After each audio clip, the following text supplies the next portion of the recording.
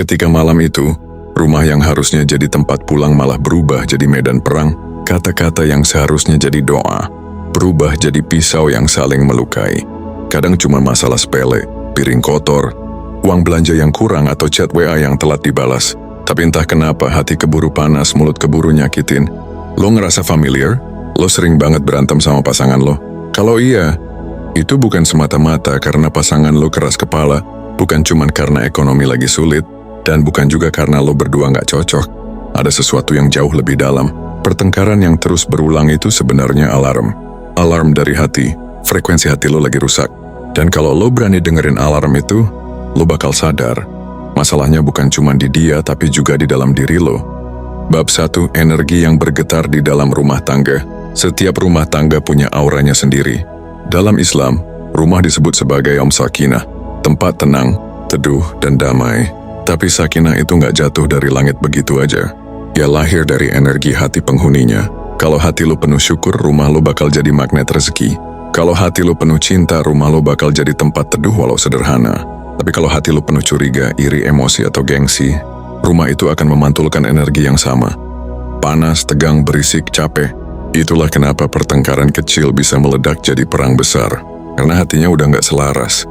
Tasawuf mengajarkan bahwa hati manusia ibarat cermin. Kalau cerminnya bersih, ia memantulkan cahaya Allah.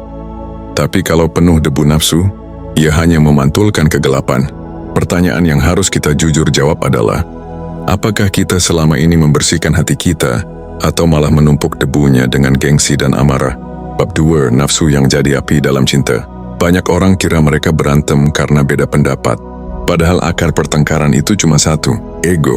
Ego dalam bahasa tasawuf disebut an-nafs, dan nafs ini punya banyak level. Ada nafs yang pengennya menang sendiri. Ada nafs yang gampang tersinggung. Ada nafs yang pengen diakui terus. Ada nafs yang gak mau disalahin sedikit pun. Nah, kalau dua orang dalam rumah tangga sama-sama nurutin nafsunya, apa yang terjadi? Dua api saling berhadapan. Bukan makin terang, tapi makin membakar habis. Rasulullah bersabda, bukanlah orang kuat itu yang jago bergulat, tapi orang kuat adalah yang mampu menahan dirinya ketika marah. Hadis riwayat Bukhari dan Muslim. Pertanyaannya, berapa kali kita gagal menahan diri saat marah? Berapa kali kita biarin nafsu menguasai lidah kita, sampai kata-kata jadi racun yang melukai orang yang paling kita cintai? Bab 3, cermin pasangan, cermin diri. Dalam tasawuf ada konsep menarik, pasangan itu cermin jiwa. Artinya apa yang bikin lo kesel dari pasangan sebenarnya adalah bagian dari diri lo yang belum lo terima. Contoh, kalau lo kesel karena pasangan lo boros, bisa jadi lo sendiri masih punya luka batin soal uang. Kalau lo marah karena pasangan lo dingin, bisa jadi hati lo sendiri udah kehilangan kehangatan. Kalau lo tersinggung karena pasangan lo nggak ngertiin, bisa jadi lo sendiri belum sepenuhnya ngerti diri lo. Makanya setiap pertengkaran bukan cuma soal dia salah atau lo salah, tapi juga panggilan buat ngaca lebih dalam. Pertengkaran itu ibarat alarm. Hei, ada sisi hati lo yang perlu diberesin. Kalau lo cuek, alarm itu bakal bunyi lagi. Bahkan makin keras. Bab 4, frekuensi hati dalam Islam. Al-Quran sering banget nyebut hati sebagai pusat hidup manusia. Allah berfirman, ketahuilah bahwa di dalam tubuh ada segumpal daging. Kalau ia baik, maka baiklah seluruh tubuh. Kalau ia rusak, maka rusaklah seluruh tubuh. Ketahuilah, itu adalah hati. Bar Bukhari dan Muslim.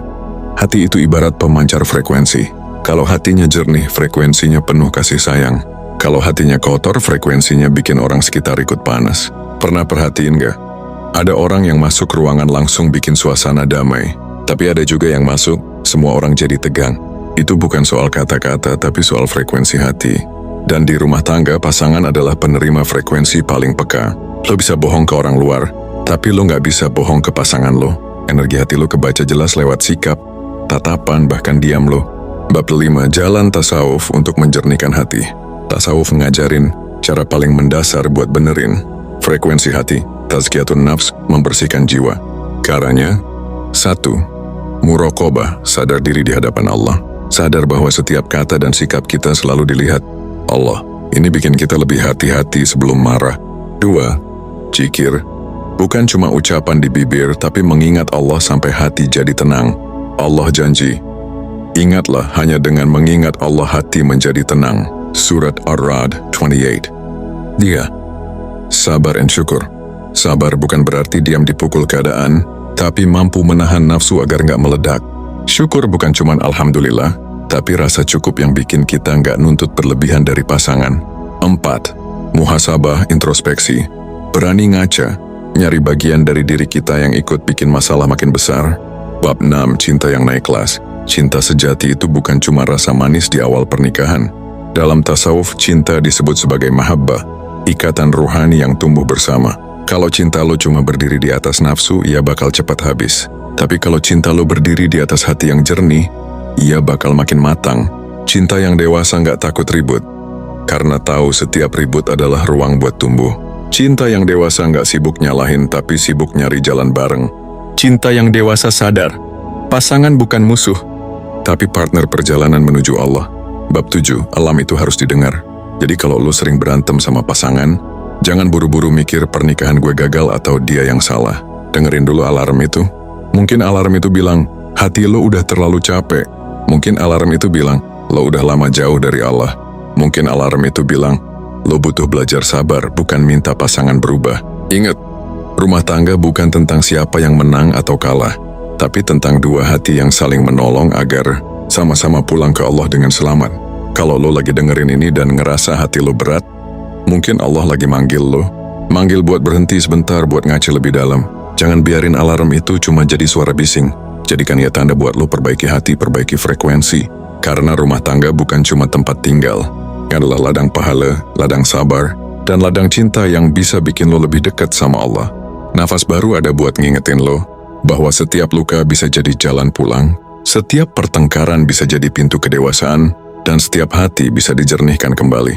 Pertanyaannya sekarang, apakah lo berani berhenti nyalain pasangan dan mulai benerin hati lo sendiri?